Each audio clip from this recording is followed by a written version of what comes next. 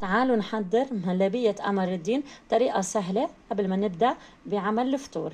في البداية هون أنا قطعته بهذا الشكل لقمر الدين اللي هو المشمش المجفف. قطعته ونقعته فيه مي بتغلي، لازم تكون تغلي.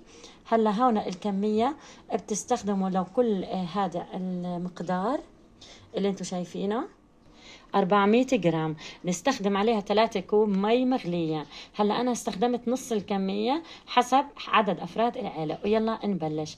هلا بعد ما نقعتها في مي مغلية، الخطوة اللي بعد هيك راح أحطها في المولينكس خلاط العصير وأطحنها مع ميتها. تمام. طبعا مدة النقع ساعة، ونطحنه كتير مليح نتأكد إنه كله داب.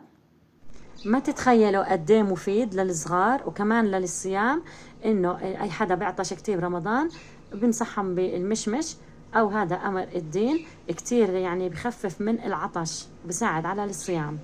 ويلا خلينا نجهز الطبقة الثانية. رح اعمل المهلبية. رح احتاج كوبين حليب بودرة. طبعا في ناس في الدول الثانية بسموه بودرة، لبن بودرة. احنا بنسميه حليب مجفف او حليب ناشف. هلا رح اضيف عليهم كوبين او 3 كوب مية. بسم الله. طبعا هذه مية باردة، يعني من الحنفية مو سخنة، حتى ما يكتل الحليب، عرفتوا؟ وهلا رح اخلطه كتير مليح. ورح اضيف السكر وبعدين رح اخلطه على الغاز. تمام. طبعا كمية السكر حسب يعني الذوق او حسب الرغبة. انا رح اضيف 4 معالق كفاية. وهلا رح نحطه على الغاز ونضيف النشا.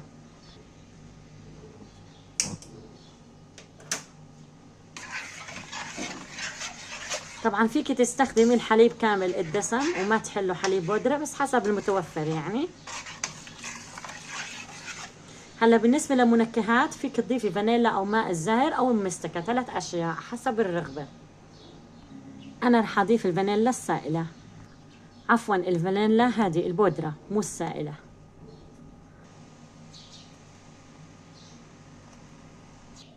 رح دوب 4 معالق نشا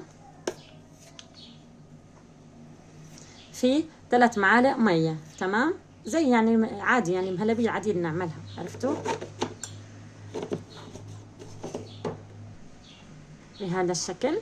وهلا رح اضيفها فوق الحليب واول يعني الغاز حتى انه يغلي، يصير يطلع مثل فقاقيع. معلش يا جماعة الواحد ملخبط، يعني صايم. الله يتقبل منا ومنكم جميع الأعمال يا رب وصيامنا. وهلا رح اضيفها فوق النشا والحليب.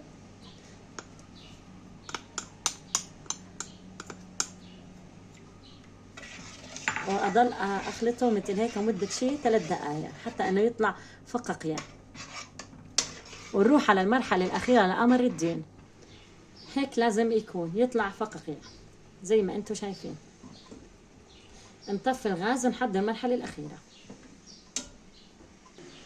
رح ندوب 4 معالق من النشا مليانة مثل ما انتم شايفين في 3 معالق مية. ذوبتهم.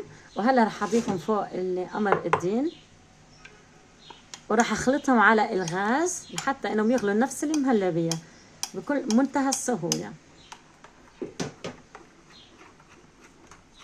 رح يتغير لونه شوي بس كتير كتير لذيذ وروعة. طبعا هو طعمه حامض، فيك تحليه معلقتين سكر حسب الرغبة، بس انا اكتفيت اني حليت المهلبية شوية، حابة يكون فيها حموضة، عرفتوا؟ بسم الله.